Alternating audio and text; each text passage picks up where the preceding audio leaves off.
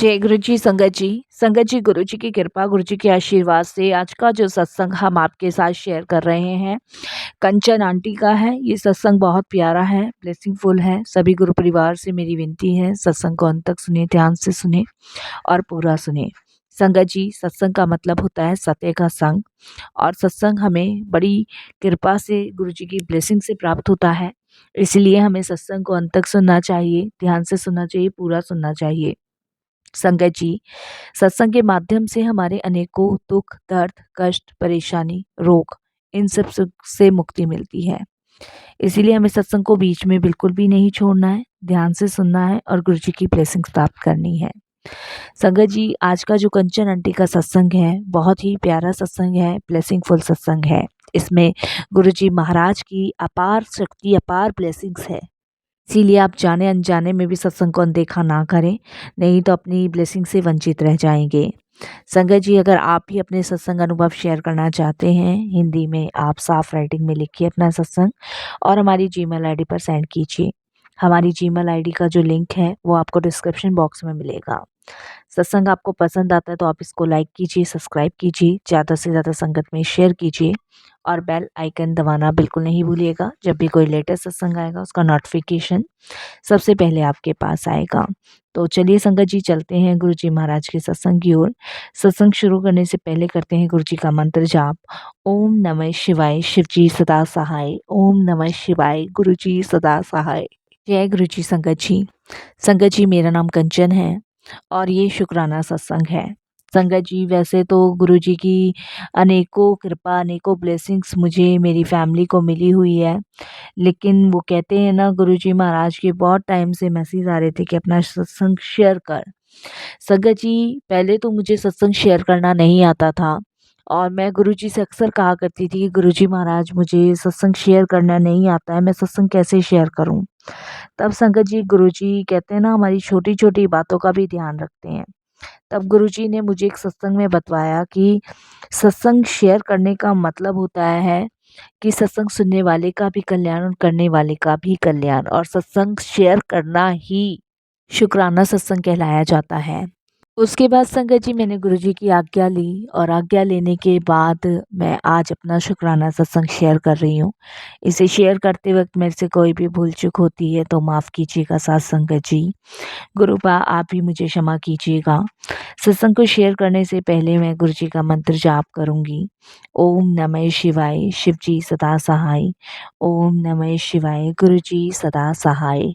संगत जी, मेरी जर्नी गुरु जी के साथ 2014 में शुरू हुई।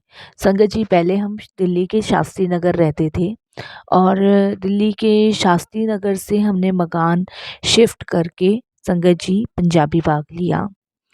तो मेरे पास संगत जी 2 बच्चे हैं और मेरे हस्बैंड और मैं ही रहते हैं। और संगत जी, जब हम पंजाबी बाग शिफ्ट हुए तो मैंने अपने दोनों बच्चों का एडमिशन एक ही स्कूल में करा दिया था। मैंने सोचा संगत जी, चलो स्कूल भी अच्छा है और बच्चे दोनों एक साथ पढ़ लेंगे। संगत जी, बच्चों का एडमिशन जब मैंने स्कूल में करवाया, उसके संगत जी 2-1 महीने तो बहुत बहुत बहुत अच्छे से कटे। और उसके बाद संगत जी, मेरी जो बड़ी बेटी है, बड़ी बेटी मेरी संगत जी 13 साल की है और बेटा मेरा 8 साल का है। तो जो सबसे बड़ी बेटी है मेरी संगत जी, उसकी तबीयत खराब रहने लगी। तो संगत जी, मुझे यही लगा शायद स्कूल चेंज हुआ है, नया माहौल है, इस वजह से शायद तबीयत बिगड़ गई है, मौसम बदल रहा है। तो संगत जी, मैं डॉक्टर को दिखाने लगी, दवाई कराने लगी, कोई आराम नहीं पड़ रहा था उसको।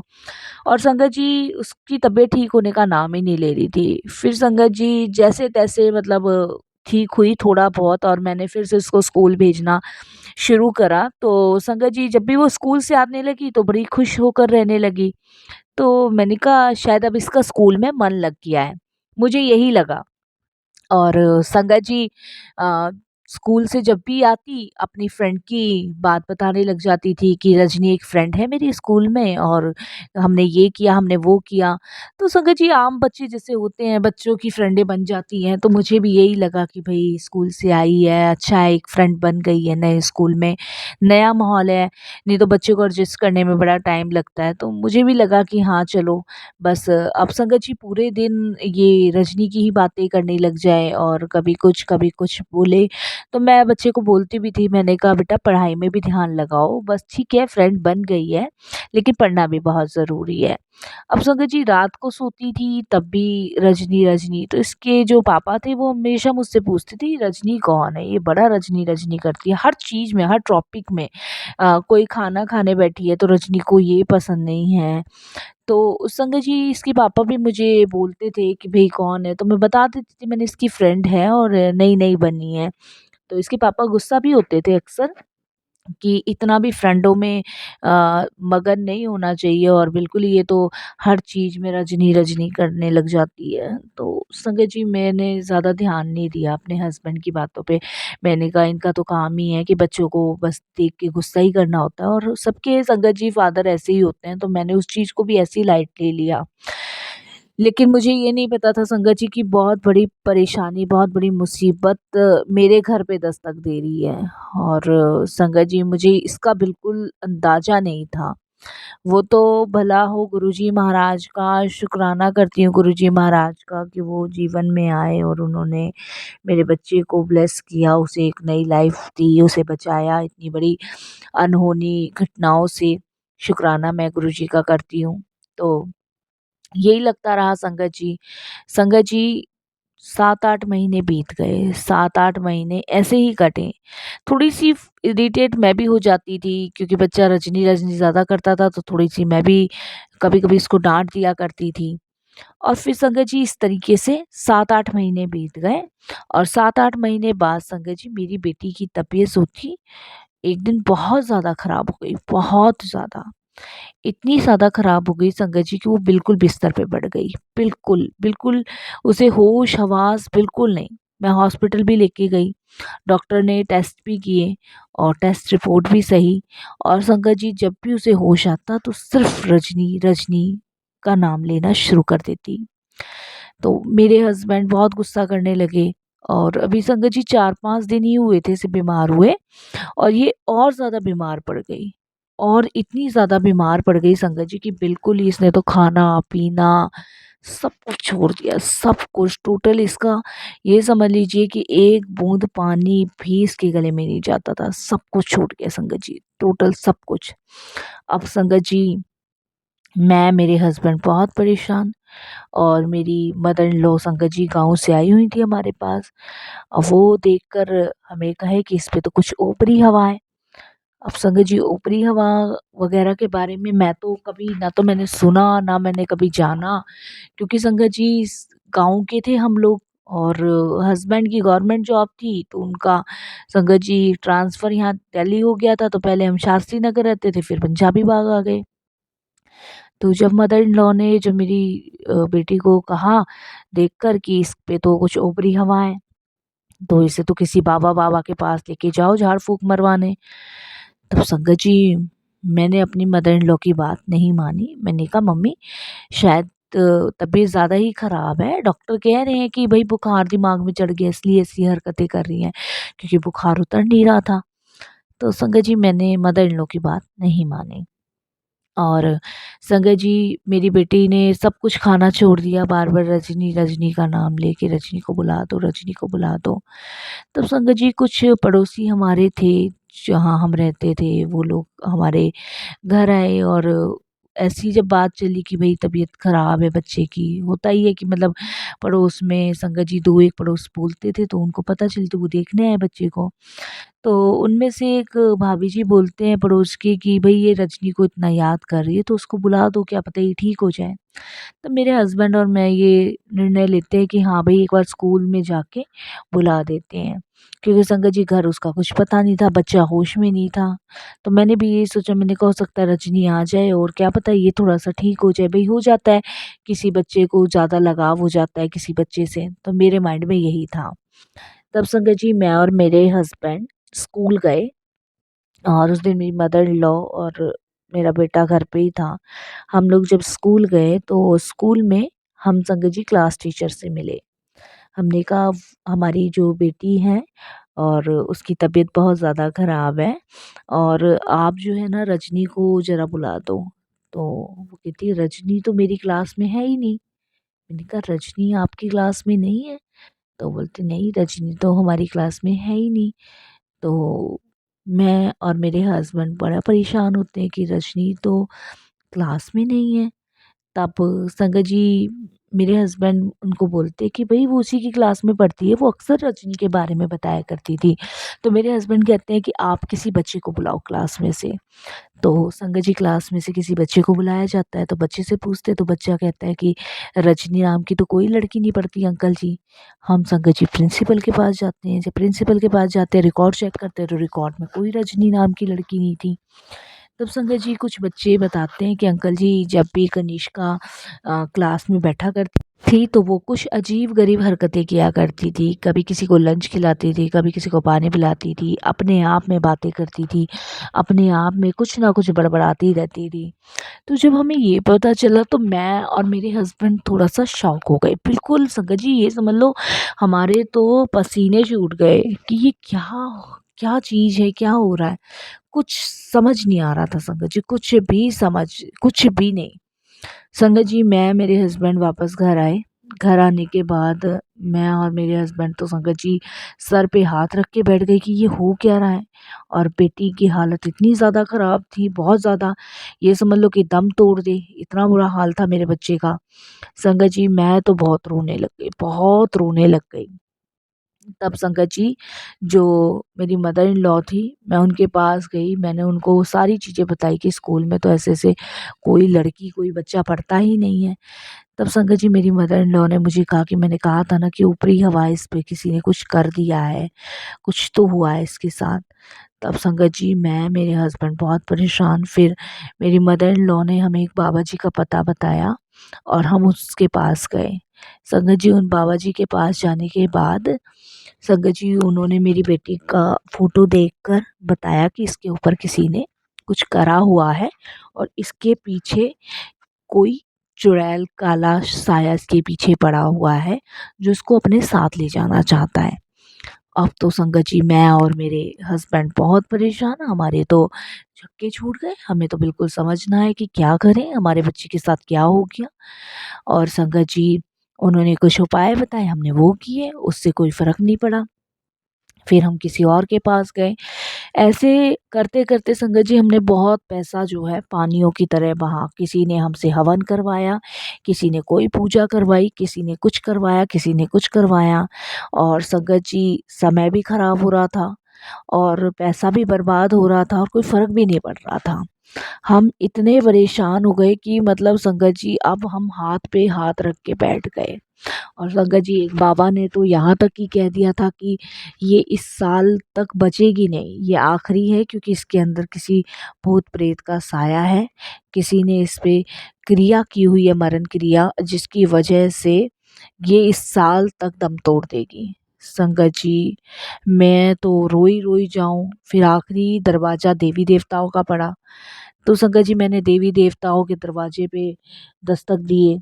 मैंने संगत जी मंदिरों में जाना शुरू किया, मैंने मौलवियों के पास जाना शुरू किया, मैंने मस्जिद में गई, मैं गुरुद्वारे गई, मैं कहाँ नहीं गई संगत जी। ये जो एक्सपीरियंस मेरे रहे हैं ना, बहुत बेकार एक्सपीरियंस रहे हैं।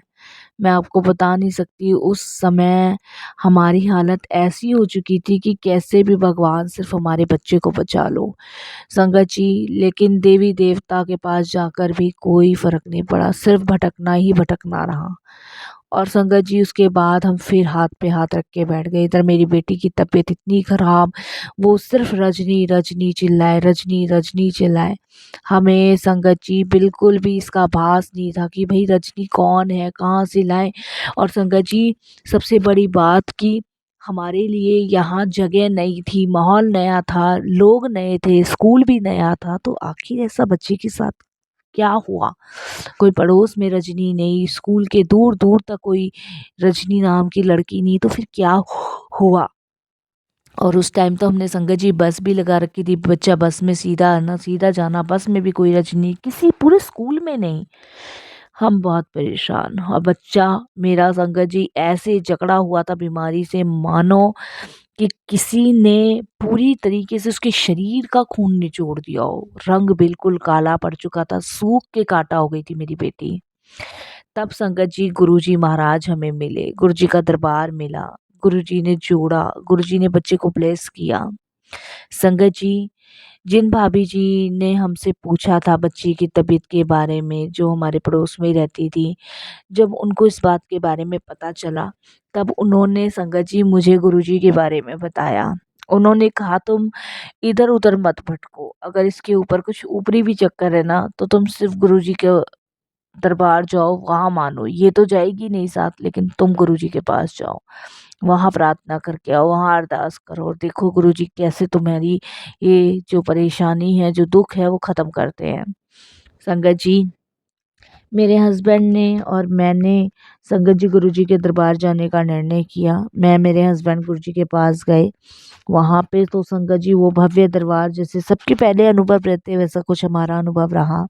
मैं अरदास करके आई। मैंने यही कहा मालिक से, मालिक या तो आप इसको ले जाओ या इसको छोड़ दो। मुझसे मेरे बच्चे की ये हालत नहीं देखी जाती। जो भी इसके ऊपर प्यादा है, जो भी इसके ऊपर गलत चीज़ है, गुरुजी उसको दूर करो। मेरे बच्चे को सही कर दो। बस यही कह कर आई। वहाँ गुरुजी के मंदिर में ना कोई प्रसाद बँटता था ना कुछ, और संगत जी वहाँ मैं लंगर प्रसाद भी करके आई और वो शांति मिली। एक विश्वास ऑलरेडी पहले मन में आ गया था कि हाँ, मेरा बच्चा अब ठीक हो सकता है। संगत जी, जैसे ही हम लोग मंदिर से बाहर निकल रहे थे, वहाँ पे संगत जी एक आंटी आती हैं और वो आंटी संगत जी मुझे मेरे नाम से बुलाती हैं। तो मैं बड़े ताज्जुब खा जाती हूँ कि इन आंटी को मेरा नाम कैसे पता चला।